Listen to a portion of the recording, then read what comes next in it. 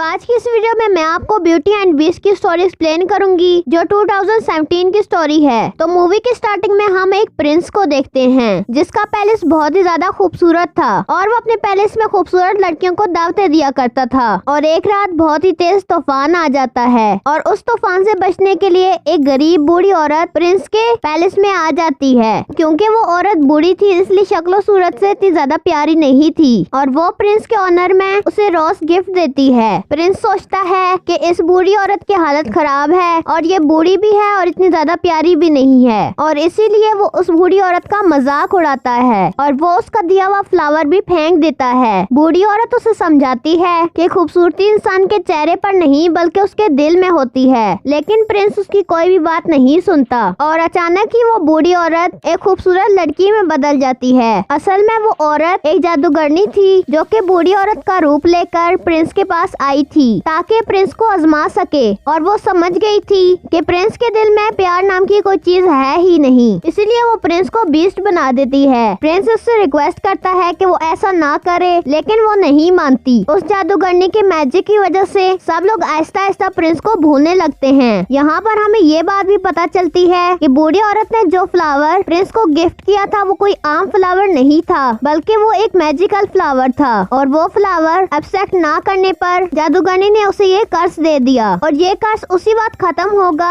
जब फ्लावर की आखिरी पंखुड़ी गिरने से पहले प्रिंस को किसी से प्यार हो जाएगा और वो भी प्रिंस से प्यार करे। और अगर ऐसा ना हुआ तो बीस्ट कभी भी इंसान नहीं बन पाएगा बल्कि हमेशा बीस्ट ही रहेगा। काफी साल गुजर जाते हैं लेकिन उस पैलेस में कोई भी नहीं आता। फिर पैलेस के नजदीक हमें गाँव में एक लड़की दिखाई जाती है जिसका नाम बेल होता है और बेल को किताबें पढ़ने का बहुत ज्यादा शौक होता है और बेल के फादर एक डिजाइनर होते हैं और उसी गांव में एक और लड़का भी रहता है जिसका नाम गैस्टोन होता है। गैस्टोन बेल से शादी करना चाहता था लेकिन बेल उससे शादी नहीं करना चाहती थी क्योंकि वो एक प्राउडी इंसान था। एक दिन बेल के फादर को कहीं जाना होता है और जिस रास्ते से उन्होंने जाना होता है वो एक जंगल होता है और वो देखते हैं कि जिस रास्ते से उन्होंने जाना था वहाँ पर तो आग लगी हुई है। वहीं साथ में एक और रास्ता भी होता है तो वो उस रास्ते की तरफ मुड़ जाते हैं। उस रास्ते पे जाते हुए बेल के फादर को भेड़ियों की आवाज आने लगती है और बाद में वो भेड़िए बेल के फादर का पीछा करने लगते हैं। बेल के फादर वहाँ से अपनी जान बचाने के लिए भागते हैं और भागते भागते बीस्ट के पैलेस के पास आ जाते हैं। जब बेल के फादर अंदर जाते हैं तो वहाँ पर उन्हें कोई भी नजर नहीं आता, जबकि ऐसा लग रहा था कि उस पैलेस में कोई रहता है क्योंकि वहाँ की सारी कैंडल्स भी जल रही थी और टेबल पर खाना भी पड़ा हुआ था। इतना मजेदार खाना देखकर बेल के फादर खुद को रोक नहीं पाते और खाना खाना शुरू कर देते हैं। फिर यहाँ पर हम एक अजीब चीज देखते हैं कि टेबल पर जो कप पड़ा होता है वो बेल के फादर से बात करने लगता है। बेल के फादर समझते हैं कि शायद वो कोई सोल है जो उन्हें डराने की कोशिश कर रही है, लेकिन बेल के फादर कहते हैं कि मैं तुमसे नहीं डरता और ये कहने के बाद बेल के फादर वहाँ से भाग जाते हैं। असल में वो कप इसीलिए बोल पा रहा था, वो जितनी भी चीजें वहाँ पर पड़ी हुई थी वो पहले इंसान हुआ करती थी और जादूगरनी के कर्ज की वजह से वो इन सब चीजों में तब्दील हो गई। बेल के फादर वहाँ से भागते हुए सीधा गार्डन में आ जाते हैं जहाँ पर बहुत प्यारे फूल लगे हुए होते हैं। बेल के फादर सोचते हैं कि मेरी बेटी ने अपने लिए फ्लावर मंगवाया था इसीलिए वो वहाँ से एक फूल तोड़ लेते हैं और तभी वहाँ पर बीस्ट आ जाता है। फ्लावर को चोरी करने की पनिशमेंट देने के लिए वो उन्हें प्रिजनर बना लेता है, लेकिन बेल के फादर का घोड़ा वहाँ से भाग जाता है और वहाँ से वो सीधा बेल के पास अपने घर आ जाता है। बेल जब देखती है कि घोड़ा अकेला है और उसके फादर साथ नहीं है तो वो समझ जाती है कि उसके फादर मुसीबत में फंस गए हैं, इसीलिए वो अपने फादर को ढूंढने के लिए उस घोड़े पर बैठ जाती है और वो घोड़ा उसे सीधा पैलेस में ले आता है। और बेल जब पैलेस के अंदर जाती है तो उसे वहाँ पर कोई भी नजर नहीं आता। वो वहाँ पर काफी आवाजें भी लगाती है लेकिन आगे से कोई जवाब नहीं मिलता। वो वहाँ पर आवाजें तो सुन पा रही थी लेकिन उसे कोई भी नजर नहीं आ रहा था। वो वहाँ पर पहुँच जाती है जहाँ पर उसके फादर को प्रिजनर बनाकर रखा गया था। उसके फादर उसे कहते हैं कि ये सारा महल जिंदा है, जितना जल्दी हो सके यहाँ से निकल जाओ, कहीं ऐसा ना हो कि वो तुम्हें देख ले। मैंने तुम्हारे लिए फ्लावर तोड़ा था तो उसने पनिशमेंट के लिए मुझे यहाँ पर कैद कर दिया। लेकिन इससे पहले कि बेल वहाँ से भागती बीस्ट वहाँ पर आ जाता है। बेल उसे देखकर बहुत ही ज्यादा डर जाती है क्योंकि वो दिखने में बहुत ज्यादा खौफनाक था। बेल उससे कहती है कि मैं अपने फादर से मिलना चाहती हूँ, लेकिन बीस्ट ऐसा बिल्कुल भी नहीं चाहता था। बेल कहती है कि तुम ये ठीक नहीं कर रहे, इतनी छोटी सी गलती की इतनी बड़ी सजा आज़ाद नहीं हो सकती। वो कहती है कि हर सूरत में अपने फादर से मिलकर ही रहूंगी। बीस्ट उसे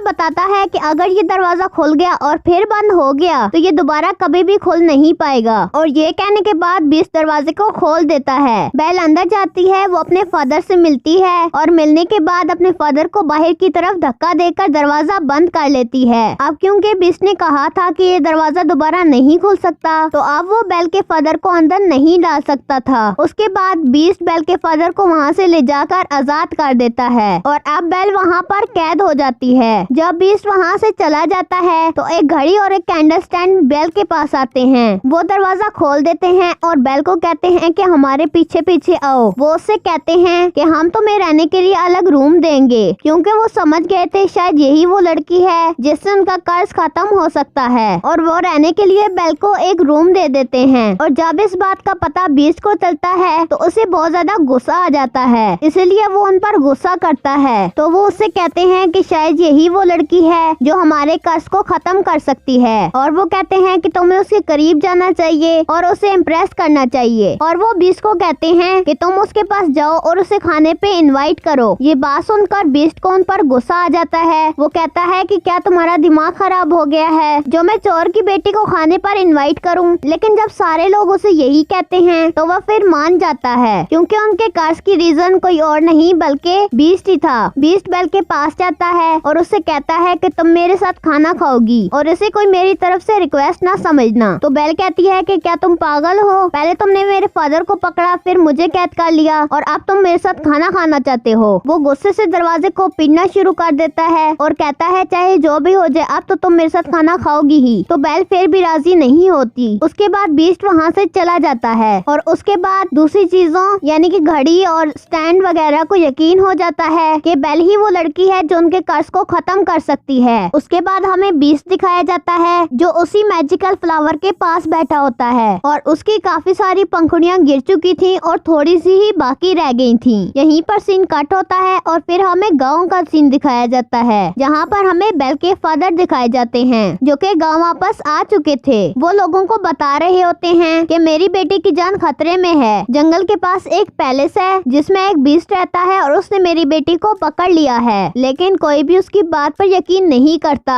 गैस्टन बेल के फादर को इम्प्रेस करने के लिए कहता है कि मैं तुम्हारी बात का यकीन करता हूँ और मैं तुम्हारे साथ जाऊंगा और तुम्हारी बेटी को बचाऊंगा। और फिर गैस्टन और उसका एक साथी जंगल के रास्ते पे निकल जाते हैं, लेकिन जिस रास्ते पे बेल के फादर गए थे वो रास्ता उन्हें मिलता ही नहीं है। गैस्टन को इस पर बहुत गुस्सा आता है और वो कहता है कि तुम्हारा दिमाग खराब हो गया है, कोई बीस्ट नहीं होता। गैस्टन बेल के फादर को ये भी कह देता है कि मैं तुम्हारी बेटी से शादी करूंगा, जिस पर बेल के फादर कहते हैं कि तुम्हारा ये ख्वाब कभी पूरा नहीं हो सकता। इस बात पर गैस्टन को बहुत गुस्सा आता है और वो बेल के फादर के हाथ पांव बांधकर एक दरख्त के नीचे उन्हें मरने के लिए छोड़ जाता है, क्योंकि वो भेड़ियों का इलाका था और भेड़ियां उन्हें बाद में मारकर खा लेंगे। उसके बाद हमें एक लेडी जिसका नाम एगेथा होता है दिखाई जाती है जो बेल के फादर की जान बचा लेती है और उन्हें आजाद कर देती है। यहीं पर सीन कट होता है और हमें पैलेस का सीन दिखाया जाता है जहाँ पर हम बेल को देखते हैं जो उस रोज फ्लावर के पास आ जाती है। बेल उस फ्लावर को टच करने ही वाली होती है कि वहाँ पर अचानक बीस्ट आ जाता है। तो बीस्ट गुस्से से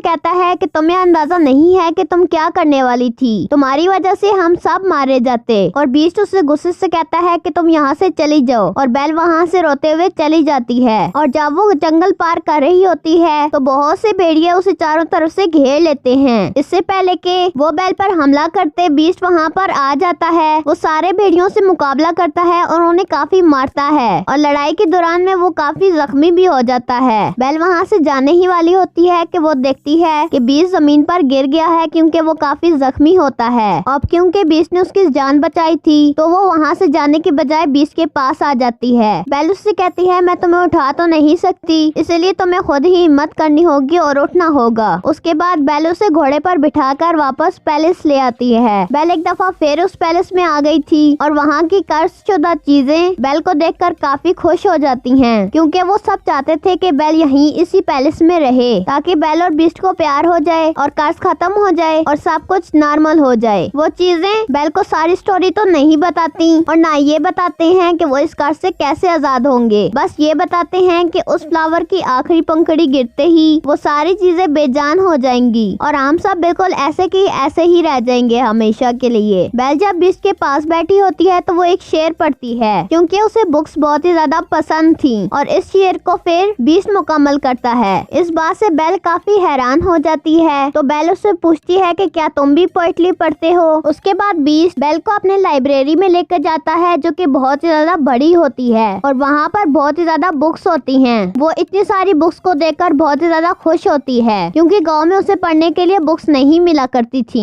बीस्ट कहता है कि अगर तुम चाहो तो यहाँ पर हमारे साथ रह सकती हो और बेल को ये बात बहुत पसंद आती है और फिर वक्त के साथ साथ एक दूसरे के साथ काफी टाइम गुजारने लगते हैं। उन दोनों की दोस्ती हो जाती है और वो दोनों साथ मिलकर खाना भी खाने लगे थे। फिर बीस्ट बेल को एक बुक भी दिखाता है जो कि मैजिकल होती है। वो कहता है कि मुझे ये बुक किसी जादूगर ने दी थी और वो बताता है कि हम इस बुक की मदद से पास्ट फ्यूचर किसी भी टाइम में जा सकते हैं और बेल उस टाइम में जाना चाहती थी जब वो अपनी मदर से आखिरी बार मिली थी। बेल जब उस टाइम में जाती है तो उसे पता चलता है कि उसकी मदर को एक इन्फेक्शन हो गया था। तो बेल की मदर ने बेल के फादर को कहा था कि तुम बेल को लेकर यहाँ से बहुत दूर चले जाओ हमेशा के लिए ताकि मेरी बेटी को भी ये इन्फेक्शन ना लग जाए। बेल ये बात सुनकर काफी दुखी हो जाती है क्योंकि वो ये बात नहीं जानती थी। उसके बाद वो लोग प्रेजेंट में वापस आ जाते हैं। कैंडलस्टैंड बीस्ट से कहता है कि तुम्हें बेल से प्यार का इजहार कर देना चाहिए लेकिन बीस्ट नहीं मानता। कैंडलस्टैंड उसे काफी मनाने की कोशिश करता है लेकिन वो सारी चीजें किसी न किसी तरह बीस्ट को रजामंद कर ही लेती हैं। पहले वो बीस्ट को तैयार करते हैं और उसके बाद वो बेल को भी तैयार करते हैं। बेल को डांस करना काफी पसंद था इसीलिए अब वो डांस करने वाले थे। यहीं पर सीन कट होता है और हमें गाँव का सीन दिखाया जाता है जहाँ पर हमें बेल के फादर दिखाए जाते हैं जो कि गांव में वापस आ चुके थे और वो सबको बताते हैं कि गैस्टोन ने उन्हें जंगल में बांधकर छोड़ दिया था और बेल के फादर के साथ अगाथा भी होती है लेकिन गैस्टोन इस बात से साफ इनकार कर देता है। बल्कि गैस्टोन कहता है कि इसके ऊपर शैतान आ गया है और ये पागल हो गया है और वो कहता है कि अगाथा की गवाही कोई मायने नहीं रखती क्योंकि वो तो खुद गाँव से निकाली हुई है। यहाँ पर गैस्टोन का साथी भी झूठ बोल देता है इसीलिए सब गाँव वाले गैस्टोन की बातों पर यकीन कर लेते हैं और वो ये समझने लगते हैं कि बेल के फादर का मेंटल बैलेंस खराब हो गया है। उसके बाद हम बीस्ट और बेल को देखते हैं जो कि पैलेस में डांस कर रहे थे और डांस को काफी एंजॉय कर रहे थे।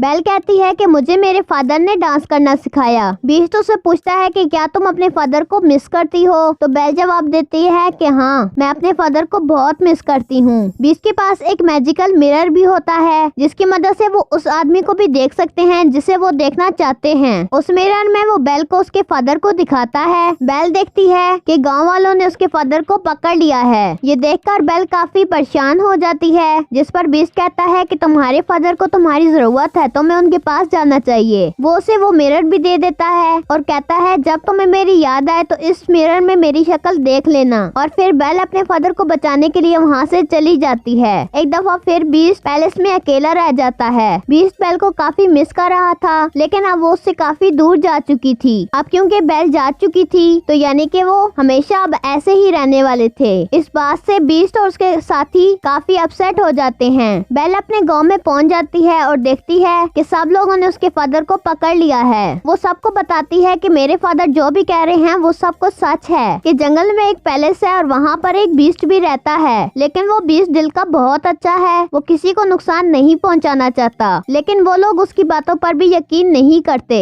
तब वो उस मिरर में सब लोगों को बीस्ट दिखाती है। बीस्ट को उस मिरर में देखकर सब लोग काफी डर जाते हैं। वो कहती है कि तुम्हें इससे डरने की जरूरत नहीं है, वो किसी को भी नुकसान नहीं पहुंचाएगा। गैस्टोन को ये बातें सुनकर लगता है कि बेल उसे पसंद करने लगी है इसीलिए गैस्टोन को गुस्सा आ जाता है। इसीलिए वो सबको भड़काने लगता है और कहता है कि उस बीस्ट ने बेल पर ब्लैक मैजिक कर दिया है। वो कहता है कि बेल को भी उसके फादर के साथ कैद कर दो। बाद में वो सबको उकसाता है कि हमें उस पैलेस में जाकर उस बीस्ट को मार देना चाहिए, नहीं तो वो यहाँ गांव में आकर हम सबको मार देगा। गांव वाले उसके बातों में आ जाते हैं और पूरा गांव पैलेस की तरफ चल पड़ता है। जब वो लोग पैलेस में बीस्ट को मारने के लिए आते हैं तो बीस्ट के साथ ही उन लोगों पर अटैक कर देते हैं। गांव वालों को कुछ समझ में नहीं आता कि ये हो क्या रहा है क्योंकि वो इंसान तो थे नहीं बल्कि कुछ चीजें थी। उसके बाद हमें गैस्टोन दिखाया जाता है जो कि बीस्ट के पास पहुंच चुका था लेकिन बीस्ट यहाँ पर काफी उदास होता है और वो बेल के जाने की वजह से उदास होता है। गैस्टोन कहता है कि तुम्हें क्या लगता है कि बेल तुम्हें पसंद करती है, उसी ने हम सबको तुम्हें मारने के लिए यहाँ पर भेजा है। ये कहते ही वो बीस्ट पर गोली चला देता है और बीस्ट जाकर नीचे गिर जाता है, लेकिन वो गिरने से पहले पैलेस के एक टॉप को पकड़ लेता है। इससे पहले कि गैस्टोन उसे एक और गोली मारता, वहाँ पर बेल आ जाती है।